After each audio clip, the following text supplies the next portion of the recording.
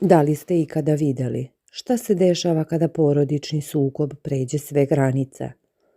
Kada se ljubav, bol, novac i izdaja pomešaju u eksplozivnu mešavinu ispred kuće poznatog pevača. Snimak koji ćete upravo pogledati dokaz da se istina zaista piše na ulici. Bukvalno. Ono što se dogodilo u nedjelju 26. juna 2026. godine ispred kuće pokojnog Andrije Bajića ostavilo je sve u šoku. I ne, nije riječ o običnoj svađi. Riječ je o pozivu policije, izbačenim stvarima na trotoar, suzama, optužbama i nastavku jedne od najpotresnijih saga na estradi. Ostani sa nama do kraja, jer ćemo ti otkriti svaki detalj ove drame. Od onoga što se vidjelo golim okom, do onoga što se krčka ispod površine. I na kraju postavit ću ti pitanja na koje ćeš morati da odgovoriš u komentarima. Pripremi se za priču koja je potresla region. Zamisli scenu, letnje popodne, miran beogradski dan i onda iznenada haos. Ispred kuće u kojoj je živeo legendarni pevač narodne muzike Andrija Bajić, grupa nepoznatih mladića, po nalogu njegovih ćerki, izbacuje namještaj i stvari na ulicu. Komoda, luster i sve redom na trotoar, a onda se pojavljuje ona, mala Cana, udovica pokojnog pevača sa kombijem, spremna da pokupi svoj život tamo gdje je ostavila. Ali umjesto da je stvari budu predate na miran način, dočekao je prizor koji je naterao da posegne za telefonom i pozove policiju. Zašto je pozvala policiju? Nije zbog namještaja, iako je to bilo ponižavajuće, već zato što je primetila da nešto nedostaje, cveće u saksijama, njeno cveće. Upravo taj mali naizgled banalni detalj bio je kap koja je prelila čašu. Stvari su već bile na ulici, ali cveće nije bilo tu. I to je bio povod za poziv broju 192. Zvuči neverovatno, zar ne? Ali to je samo vrh ledenog brega. Ovo nije prvi put da se mala Cana i ćerke Andrija Bajić sukobljavaju. Ovaj put, međutim, situacija je eskalirala do tačke kada je morala da interveniše država. Kada je policijska ekipa stigla na teren, nije bilo reč o običnom uviđaju.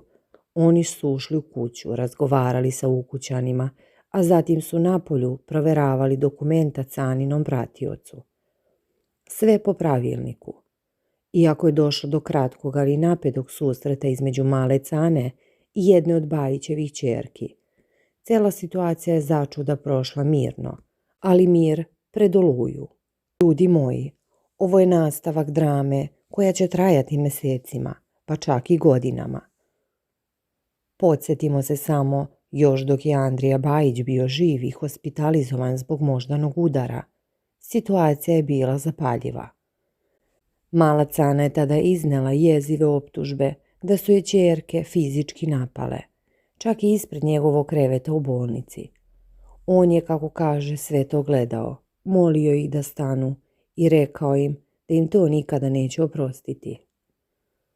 Zamislite tu sliku, čovjek na samrti u bolničkoj sobi, gleda kako se njegova supruga i ćerke sukobljavaju. Policija je tada već reagovala u bolnici, a sada, nekoliko dana nakon njegove smrti 7. jula, ta ista priča se preselila na prag njegovog doma. Ko su glavni akteri ove porodične drame? Sa jedne strane tu je mala Cana, pevačica koja je bila u braku s Andrijom punih 15 godina. Ona od njega mlađa čak 41 godinu. A njihova ljubav je bila od uvek na meti kritika i sumnji.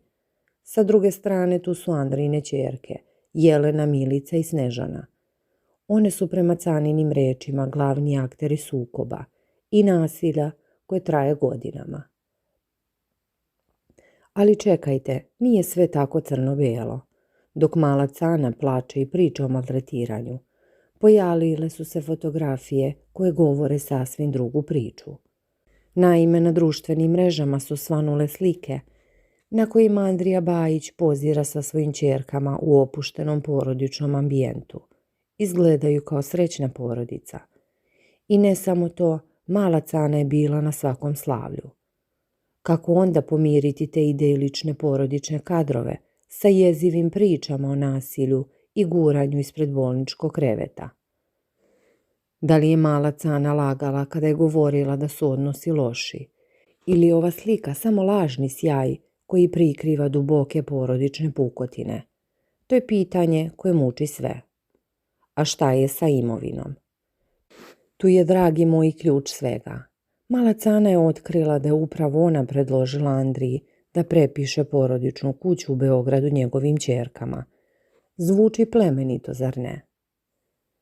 Međutim, oni su tada napravili ugovor o doživotnom izdržavanju, kako bi se oboje obezbedili.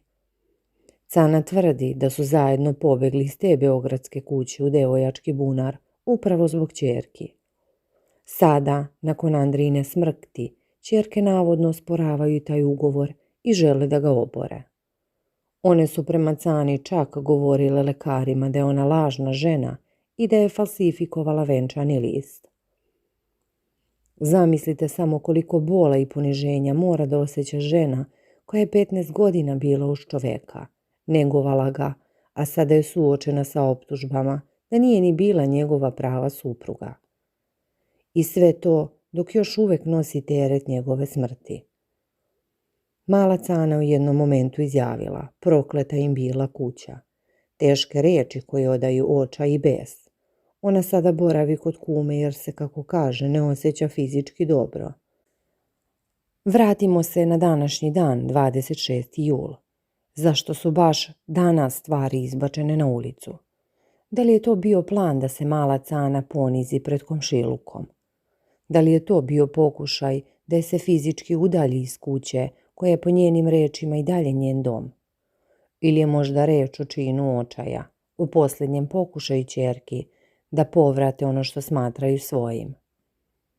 Činjenica je da su angažovala nepoznate mladiće da izbace stvari, što sugeriše da nisu želele direktan sukob, već da su poslali izvršioce.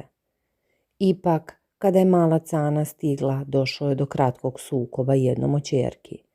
Da li je to bila Jelena, Milica ili Snežana, to se još uvek ne zna, ali je sigurno da tenzije nisu jenjavale ni na trenutak.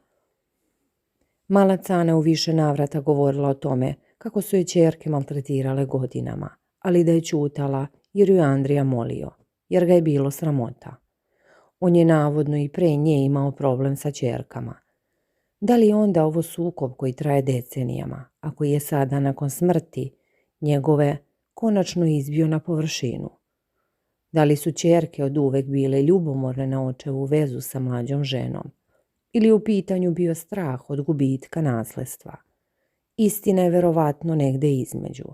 Jedno je sigurno, ova priča nije gotova. Policijski zapisnik je napravljen, ali to ne rešava suštinu. Ostaje pitanje ugovora o izdržavanju. Da li će ćerke uspeti da ga obore? Šta će biti sa vikendicom oko koje se također vodi rasprava? I gdje će mala Cana živeti? Ona je rekla da je teško kad je sama, da je potrebna podrška. Ova drama podsjeća na najgori mogući scenarij podjele imovine, gdje se porodične veze kidaju zbog zidova, nameštaja, saksija sa cvećem. A šta ti misliš o ovome? Da li je mala Cana žrtva ili je možda i sama doprinela ovakvom raspletu? Da li su ćerke surove naslednice koje su želele da se otarase očeve supruge? Ili su one pak žrtve pokušaja da ih neko izbaci iz sopstvene porodične priče? Piši nam u komentarima svoje mišljenje. Ko je po tebi u pravu? Da li veruješ Cani ili misliš da iza svega stoji nešto drugo? Podeli ovaj video sa prijateljima da i oni čuju celu priču. I ne zaboravi da lajkuješ ako želiš da nastavimo, da pratimo ovu potresnu dramu. Jer ono što smo danas vidjeli nije samo iznošenje stvari na ulicu. To je iznošenje najprljavijeg rublja cele jedne porodice pred očima javnosti. I mi smo tu da ispratimo svaki sljedeći korak.